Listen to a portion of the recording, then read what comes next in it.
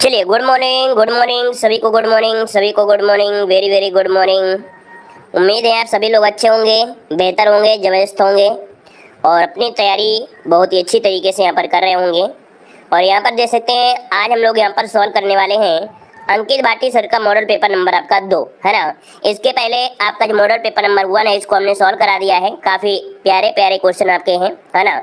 और साथ में यहाँ पर कह सकते हैं कि हमने प्लेलिस्ट भी बना दिया है, तो प्लेलिस्ट के माध्यम से भी आप लोग सभी वीडियो आप लोग देख सकते हैं। इनके जितने भी पार्ट हैं वो भी दे सकते हैं और इनकी बुक को भी हमने सॉल्व कराया है ना। आपके मॉडल पेपर भी और साथ साथ में बुक भी आपकी सॉल्व भी हुई है, तो वो भी प्लेलिस्ट में आपको मिल जाएगी, ठीक है। तो चलिए स्टार्ट करते हैं। गुड मॉर्निंग सभी को, गुड मॉर्निंग सभी को, गुड मॉर्निंग। रेडी? चलिए, पहला क्वेश्चन आपके सामने दिया गया है कि हड़प्पा के लोगों की सामाजिक पद्धति क्या थी। चलिए जवाब देना है। यहाँ पर जो आपका आंसर होगा राइट आंसर में से क्या हो जाएगा कि हड़प्पा के लोगों की सामाजिक पद्धति जो थी वो आपकी कैसी थी। 1 का जो ऑप्शन बनेगा यहाँ पर राइट आंसर क्या हो जाएगा। चलिए 1 को ऑप्शन आने शुरू हो गए और आपका जवाब यहाँ पर दे सकते हैं। आपका जवाब हो जाएगा ए नंबर, उचित समतावादी। क्या थी? हड़प्पा की सभ्यता मूलतः जो थी वो कैसी थी आपकी, तो समतावादी थी। अर्थात तो यहाँ पर जो ऑप्शन है आपका ए नंबर इसका राइट हो जाएगा। देखो हड़प्पा संस्कृति जो थी इसका समाज मुख्य 4 वर्गों में आपको विभाजित था, है ना। यहाँ पर शासक, धनी, है ना, कुलीन वर्ग और मध्यम वर्ग, निम्न वर्ग इसमें से आपके आते हैं, है ना। धनी को बोलते हैं, कुलीन वर्ग बोल देते हैं। इस प्रकार से ऑप्शन में आपका ए नंबर है। और आगे बढ़ते हैं, क्वेश्चन आपसे अगला पूछा गया है कि सांख्य, योग, न्याय, वैशेषिक, मीमांसा एवं वेदांत इच्छा भिन्न भारतीय दर्शकों की स्पष्ट रूप से अभिव्यक्त हुई है। अर्थात ये जो आपके दिए गए हैं ये आपके हैं क्या दोस्तों, ये वैदिक युग में आपके हैं, ठीक है ना। मतलब वैदिक युग में ये आपके वेदांत हैं जो कि भारतीय दर्शनों में 6 प्रकार से आपको दिए गए हैं, जो कि आपका सांख्य, योग, न्याय, वैश्विक, मीमांसा, वेदांत, इन 6 में से भारतीय दर्शनों को स्पष्ट रूप से दिखाया गया है, अभिव्यक्त किया गया है। तो यहाँ पर आंसर आपका हो जाएगा ए नंबर इसका हो जाएगा और इसे हम लोग सठ दर्शन भी कहा जाता है। आगे बढ़े, क्वेश्चन दिया गया है कि हर्षवर्धन अपनी धार्मिक सभा कहाँ पर किया था। चलिए जवाब देना है कि हर्षवर्धन ने अपनी धार्मिक सभा कहाँ पर किया करता था। इसका राइट आंसर यहाँ पर क्या हो जाएगा, इसका आंसर देना है। तो 3 का ऑप्शन देखिए, आपका जवाब आ गया है लगभग सभी का जवाब। यहाँ पर जवाब हो जाएगा आपका बी नंबर, प्रयाग। क्या हो जाएगा? प्रयाग इसका जो आंसर है यहाँ पर राइट हो जाएगा, बी नंबर हो जाएगा। क्लियर है ना। चलिए यहाँ पर आगे बढ़ते हैं। क्वेश्चन दिया गया है कि कुतुब मीनार का कार्य किसने पूरा करवाया था। कुतुब मीनार का कार्य किसने पूरा करवाया था।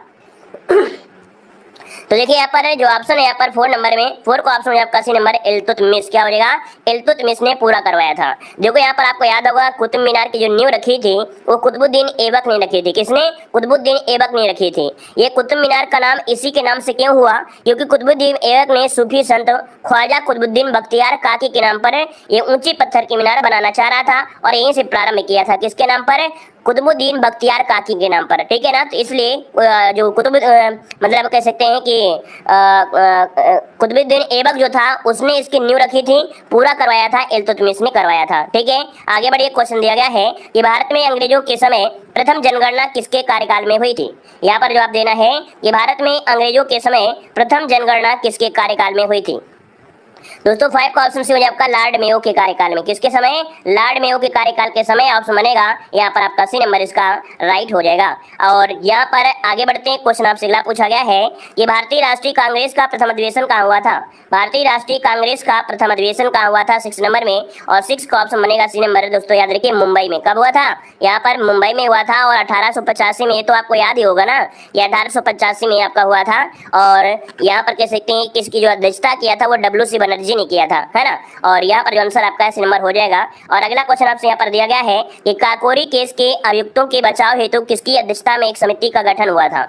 यहाँ पर जो आपका आंसर होगा राइट आंसर दोस्तों यहाँ पर क्या हो जाएगा। चलिए दोस्तों 7 की अगर बात किया जाए तो 7 का ऑप्शन बनेगा बी नंबर, गोविंद बल्लभ पंत, ठीक है। याद रखिएगा कि काकोरी ट्रेन एक्शन एक ट्रेन डकैती थी जो कि आपके 9 अगस्त 1925 को लखनऊ के पास काकोरी नामक गांव में ब्रिटिश के खिलाफ भारतीय क्रांतिकारियों ने किया था। तो यहाँ पर आंसर जो हो जाएगा आपका बी नंबर इसका राइट हो जाएगा। आगे बढ़ते हैं, क्वेश्चन आपसे दिया गया है, यहाँ पर दिया महात्मा गांधी के चंपारण सत्याग्रह का विरोध किसने किया था। ऐसा क्वेश्चन हमने आपको पढ़ाया भी है। यहाँ पर देख सकते हैं कि महात्मा गांधी के चंपारण सत्याग्रह का किसने विरोध किया। यहाँ पर जो आंसर आपका है राइट आंसर में से क्या हो जाएगा। चलिए जय हिंद सभी। सभी को जय हिंद, सभी को जय हिंद। सभी लोग चैनल को जरूर सब्सक्राइब करेगा, वीडियो को लाइक कर दीजिएगा दोस्तों जितने लोग जुड़े हैं। दोस्तों यहाँ पर क्वेश्चन नंबर 8 जो दिया गया है, तो यहाँ पर देखें कि महात्मा गांधी के चंपारण सत्याग्रह का विरोध किया था आपका एनजी रंगा, जो कि ऑप्शन है यहाँ पर आपका बी नंबर इसका राइट हो जाएगा। एनजी रंगा ने विरोध किया था दोस्तों, याद रखिएगा। चलिए आगे बढ़ते हैं। क्वेश्चन आपसे अगला पूछा गया है कि किसके सुझाव पर भारतीयों को साइमन कमीशन से बाहर रखा गया था। बताइएगा किसके सुझाव पर भारतीयों को साइमन कमीशन से बाहर रखा गया था। दोस्तों 9 का ऑप्शन बनेगा डी नंबर, याद रखिएगा, लॉर्ड इरविन के। तो ऑप्शन बनेगा डी नंबर इसका राइट हो जाएगा। लॉर्ड इरविन इसका आंसर है, राइट हो जाएगा। क्लियर है। और इसके बाद आगे बढ़ते हैं। क्वेश्चन आपसे अगला पूछा गया है कि वर्ष 1946 में आजाद हिंद फौज के लाल किले में दिल्ली के मुकदमे की पैरवी निम्नलिखित में से किसने नहीं किया है। दोस्तों यहाँ पर देखो क्या दिया है, नहीं शब्द आपसे दिया है और नहीं दिया है तो आपको 10 का ऑप्शन लगाना है। दोस्तों यहाँ पर आंसर आपका सी हो जाएगा। सरदार वल्लभ भाई पटेल ने यहाँ पर दोस्तों याद रखिएगा कि जो आपके आजाद हिंद फौज की जो लाल किले में मुकदमा चल रहा था ना, तो उसमें पैरवी आपके सरदार वल्लभ भाई पटेल ने नहीं किया था, जबकि भोलाभाई देसाई, पंडित जवाहरलाल नेहरू, डॉक्टर कैलाश नाथ का जो ये सभी लोगों ने इसकी पैरवी किया था। तो यहाँ पर जो ऑप्शन बनेगा आपका सी नंबर है, राइट हो जाएगा। आगे बढ़ते हैं। क्वेश्चन दिया है कि संसार का सबसे बड़ा मरुस्थल कौन सा है। संसार का सबसे बड़ा मरुस्थल पूछा गया है और यहाँ पर जो आंसर है राइट क्या हो जाएगा 11 नंबर में। तो ऑप्शन सी हो जाएगा आपका दोस्तों यहाँ पर सहारा मरुस्थल। क्या जो सहारा मरुस्थल है विश्व का सबसे बड़ा और गर्म मरुस्थल है ना, यह अफ्रीका के उत्तरी भाग में स्थित है दोस्तों, याद रखिएगा। ऑप्शन बनेगा यहाँ पर सी नंबर है, राइट हो जाएगा। इस मरुस्थल में देखा जाए दोस्तों 20 से अधिक झीलें हैं। क्या इसमें इस मरुस्थल इतना बड़ा है कि यहाँ पर 20 से अधिक झीलें भी आपके इसी मरुस्थल में है, ठीक है, जिनमें से अधिकांश जो आपकी झीलें हैं वो आपके खारे पानी की झीलें हैं, ठीक है। आगे बढ़िए। क्वेश्चन दिया गया है भारत कितने प्राकृतिक प्रदेशों में विभाजित किया गया है। यहाँ पर जवाब देना है भारत कितने प्राकृतिक प्रदेशों में विभाजित किया गया है। क्वेश्चन नंबर 12 और 12 की अगर बात किया जाए तो दोस्तों ऑप्शन में आपका बी नंबर 6 प्राकृतिक भागों में विभाजित किया गया है। जैसे कि आपका उत्तरी है ना, मतलब उत्तरी उत्तर पूर्वी हिमालय, उत्तर भारत का विशाल मैदान, मरुस्थलीय और प्रायद्वीप हो गया, तटीय मैदान हो गया, भारत के जो द्वीप हो गए, ये आपके 6 भागों में है। ऑप्शन हो जाएगा आपका बी नंबर हो जाएगा। आगे बढ़ते हैं। क्वेश्चन दिया गया है नेलांग घाटी किस राज्य में स्थित है।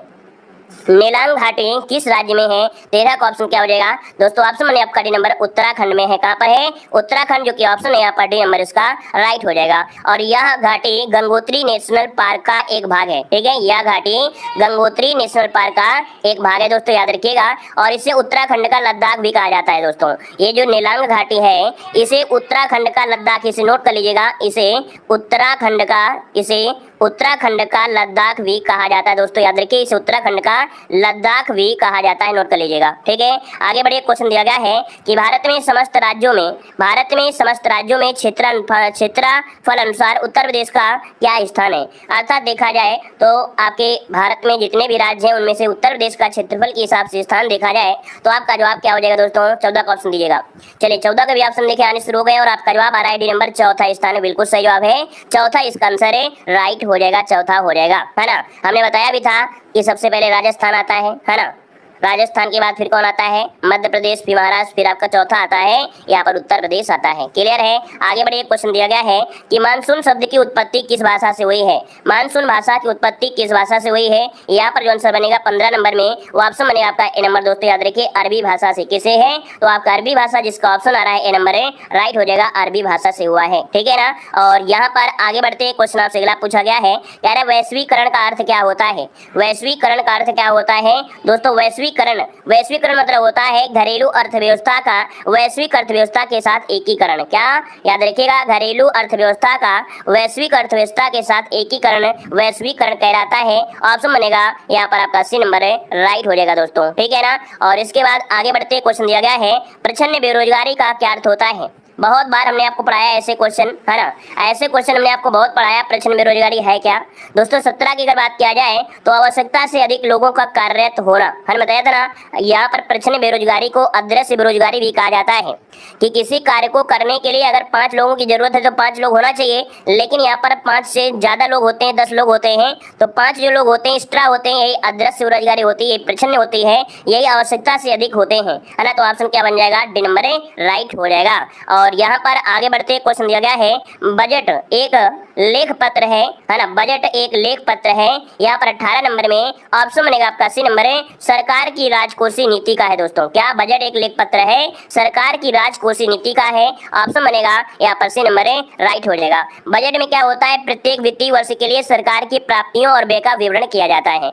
हमने बताया है कि संविधान में आर्टिकल नंबर 112 है, इसमें वार्षिक वित्तीय विवरण के बारे में दिया गया है, बजट शब्द नहीं दिया है, बल्कि उसकी जगह वार्षिक वित्तीय विवरण आर्टिकल नंबर 12 में दिया गया है। आगे बढ़िए, क्वेश्चन दिया गया है, निम्नलिखित में से कौन सा एक संविधानोत्तर संस्था है, निम्नलिखित में से कौन सा एक संविधानोत्तर संस्था है। 19 का ऑप्शन बनेगा यहाँ पर कौन सा दोस्तों, तो 19 का ऑप्शन डी हो जाएगा, नीति आयोग है दोस्तों। यहाँ पर नीति आयोग है, अर्थात एक प्रकार से इसे बोलते हैं असंवैधानिक, क्या बोल देते हैं, असंवैधानिक बोल देते हैं, ठीक है ना। और इसका गठन मंत्रिमंडल के एक संकल्प पर किया गया था। अब तो यहाँ पर देखते हैं कि योजना आयोग को हटाकर यहाँ पर नीति आयोग बनाया गया था। और ये आपका कब बना था, तो ये बना था आपका 1 जनवरी 2015 को दोस्तों। 1 जनवरी 2015 को योजना आयोग के स्थान पर नीति आयोग को गठन किया गया था। प्रधानमंत्री इस आयोग के पदेन अध्यक्ष होते हैं, याद रखिएगा कि प्रधानमंत्री इस आयोग के पदेन अध्यक्ष होते हैं दोस्तों, याद रखिए। आगे बढ़िए, क्वेश्चन दिया गया है कि RN मल्होत्रा कमेटी संबंधित है, RN मल्होत्रा कमेटी संबंधित है दोस्तों, ये किससे संबंधित है, क्वेश्चन नंबर 20 देना है। यहाँ पर जवाब हो जाएगा बीमा क्षेत्र से, किससे, तो आपका ऑप्शन बनेगा सी नंबर है, ये आपके बीमा क्षेत्र से संबंधित है, ऑप्शन बनेगा आपका सी नंबर है, राइट हो जाएगा, क्लियर है। और यहाँ पर आगे बढ़ते हैं, क्वेश्चन दिया गया है कि प्रस्तावना का वह प्रावधान जो सभी वयस्क नागरिकों को मतदान का अधिकार प्रदान करता है, इसे क्या कहते हैं। चलिए दोस्तों, यहाँ पर जवाब देना है कि प्रस्तावना का वह प्रावधान जो सभी वयस्क नागरिकों को मतदान अधिकार प्रदान करते हैं, उसे क्या कहते हैं। यहाँ पर जो आंसर आपका है, राइट आंसर क्या हो जाएगा। चलिए दोस्तों, बताइए फटाफट जवाब दीजिए, अगर आ रहा है तो जवाब दीजिएगा, और नहीं आ रहा है तो हम तो बता ही रहे हैं, है ना। लेकिन जो नहीं आता है उसको ध्यान रखा करें कि नहीं इसमें हमसे गलती हुई है या इसको हमें यहाँ पर देखना है, ठीक है। तो चलिए देखिए, यहाँ पर जो आंसर आपका दिया गया है वो आपका बी नंबर इसका राइट हो जाएगा, प्रजातंत्र हो जाएगा। क्या हो जाएगा, प्रजातंत्र, मतलब प्रस्तावना का वह प्रावधान जो सभी वयस्क नागरिकों को मतदान का अधिकार प्रदान करता है ना, ये कहलाता है प्रजातंत्र। ऑप्शन क्या हो जाएगा आपका, बी नंबर इसका राइट हो जाएगा, क्योंकि अपने भारत में क्या है, प्रजातंत्र है, तो ऑप्शन क्या बनेगा, बी नंबर राइट हो जाएगा। आगे बढ़िए, क्वेश्चन दिया गया है, भारतीय संविधान में समवर्ती सूची की अवधारणा ली गई है। चलिए बताना है कि भारतीय संविधान में समवर्ती सूची की जो अवधारणा ली गई है वो कहाँ से ली गई है। समवर्ती सूची दोस्तों, समवर्ती सूची जो आपकी आई है वो कहाँ से ली गई है, ऑस्ट्रेलिया से ली गई है, बिल्कुल सही है, ऑस्ट्रेलिया, जो कि ऑप्शन बनेगा बी नंबर इसका राइट हो जाएगा, ऑस्ट्रेलिया से ली गई है दोस्तों, ठीक है। और यहाँ पर आगे बढ़ते हैं, क्वेश्चन दिया गया है, संविधान के किस भाग में संविधान संशोधन की का उल्लेख किया गया है।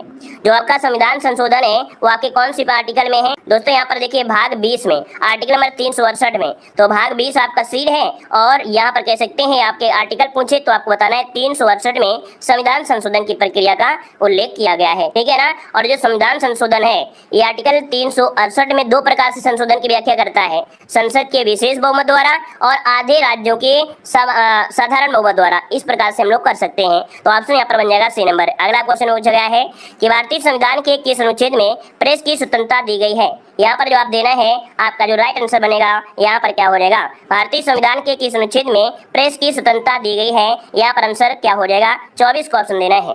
चलिए 24 की अगर बात किया जाए तो ऑप्शन यहाँ पर बनेगा क्या, डी नंबर हो जाएगा, अनुच्छेद 19 का जो फर्स्ट है ना, याद रखिएगा प्रेस की स्वतंत्रता जो है वो अनुच्छेद 19 के फर्स्ट में है, जो कि ऑप्शन बनेगा यहाँ पर डी नंबर आपका राइट हो जाएगा, डी नंबर दोस्तों, ठीक है। आगे बढ़िए, क्वेश्चन दिया गया है, निम्नलिखित में से कौन सा कार्य कलेक्टर का नहीं है।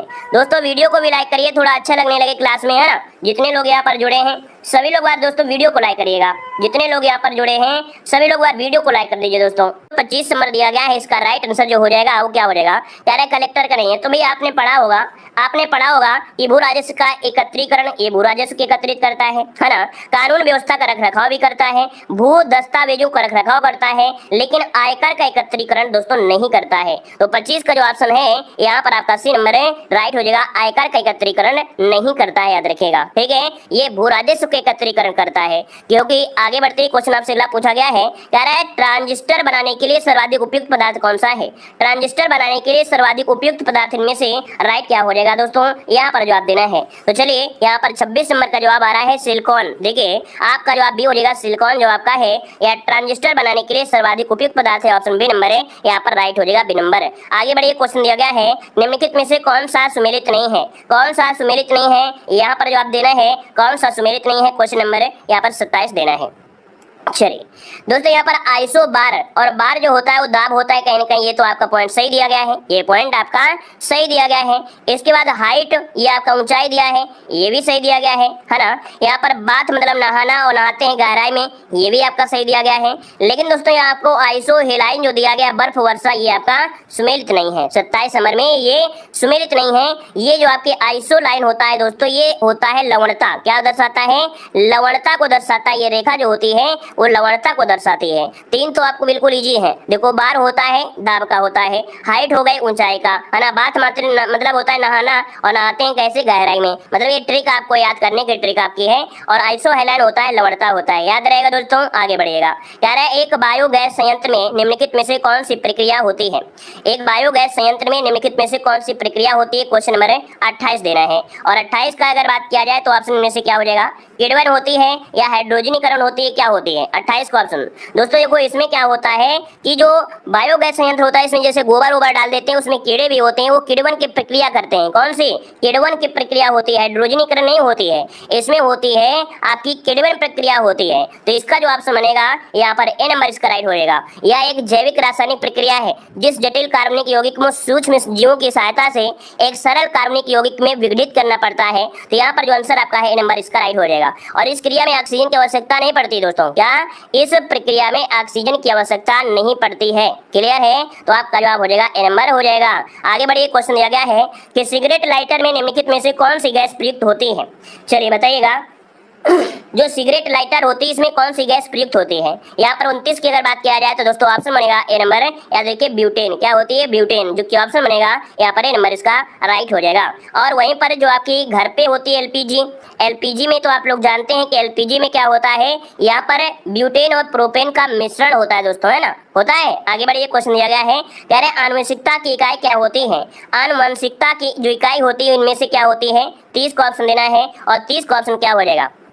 चलिए, यहाँ पर 30 की अगर बात किया जाए दोस्तों तो यहाँ पर आपका जवाब आ रहा है सी नंबर, और बिल्कुल सही जवाब है दोस्तों, जीन होते हैं। क्या होते हैं? जीन होते हैं। यहाँ पर जो आंसर आपका है सी नंबर इसका राइट हो जाएगा। जीन बताना है, ठीक है ना, क्योंकि जीन के माध्यम से ही जो आपके पीढ़ी दर पीढ़ी प्रक्रिया चलती हैं वो जीन के माध्यम से ही होता है। ऑप्शन बनेगा यहाँ पर आपका सी नंबर हो जाएगा। आगे बढ़ते क्वेश्चन दिया गया है कि यहाँ पर, अच्छा ये तो आपके मैथ का है। आगे बढ़ते क्वेश्चन दिया गया है, यार आपसे वैमनस्य का विलोम क्या हो जाएगा? चलिए बताना है, वैमनस्य का विलोम इनमें से पूछा गया है। और आपका 36 का ऑप्शन क्या हो जाएगा? तो दोस्तों वैमनस्य का विलोम क्या होता है? सोमनस्य होता है, जो कि ऑप्शन कहाँ पर है आपका बी नंबर हो जाएगा। वैमनस्य का हो जाएगा सोमनस्य, राइट हो जाएगा। आगे बताइए, क्वेश्चन दिया गया है सूर्योदय का संविच्छेद क्या हो जाएगा? सूर्योदय का संविच्छेद पूछा गया है, और सूर्योदय का जो संविच्छेद है इनमें से राइट आंसर क्या हो जाएगा?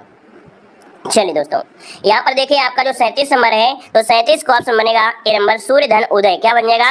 सूर्य धन उदय बन जाएगा। आगे बढ़िए, क्वेश्चन दिया गया है, कह रहा है वाक्यांश का एक शब्द बताना है जिसके हृदय में ममता नहीं है। जिसके हृदय में ममता नहीं है उसे क्या कहेंगे? 38 नंबर में। तो 38 का ऑप्शन आपका, जिसके हृदय में ममता नहीं उसे निर्मम कहते हैं। निर्मम जो कि ऑप्शन है यहाँ पर ए नंबर राइट हो जाएगा, है ना। और जिसके मन में भय ना हो दोस्तों, यहाँ पर जो निर्भय है ना, निर्भय क्या होता है? जिसके मन में भय ना हो उसे निर्भय कहते हैं, ठीक है। और यहाँ पर निर्दय होता है, निर्दय, निर्दय मतलब होता है जिसके हृदय में दया ना हो। जिसके हृदय में दया ना हो उसे बोलते हैं निर्दय कहते हैं, ठीक है। आगे बढ़िएगा, कह रहे छक्का पंजा करना मोहरे का सही अर्थ बताना है। छक्का पंजा करना मोहरे का सही अर्थ यहाँ पर क्या हो जाएगा दोस्तों? यहाँ पर आंसर आपका 39 नंबर में जो बनेगा वो आपका ए हो जाएगा, झगड़ा लगाना। क्या? झगड़ा लगाना, जो कि ऑप्शन है यहाँ पर ए नंबर हो जाएगा। छक्का पंजा करना, झगड़ा लगाना कुछ सुटेबल नहीं लग रहा है, सुटेबल नहीं लग रहा, बी नंबर सही होगा। ओछी हरकत से कार्य सिद्ध करना, देखिए यहाँ पर जो आंसर आपका 39 में है, छक्का पंजा करना मतलब होता है ओछी हरकत से कार्य सिद्ध करना। ऑप्शन बी वाला आपका राइट हो जाएगा, ठीक है। ओछी हरकत से कार्य सिद्ध करना हो जाएगा। चलिए आगे बढ़ते हैं, क्वेश्चन दिया गया है जयद्रथ वध किसकी रचना है? क्वेश्चन नंबर 40 देना है कि जयद्रथ वध किसकी रचना है 40 नंबर में। तो 40 का ऑप्शन है आपका मैथिली शरणगुप्त। दोस्तों क्या? मैथिली शरणगुप्त, जो कि ऑप्शन है यहाँ पर आपका सी नंबर इसका राइट हो जाएगा दोस्तों, याद रखिएगा, ठीक है ना। और यह हर गीत का छंद में रचित है। ये जो आपका है हर गीत का छंद में रचित है दोस्तों, याद रखिएगा। और इस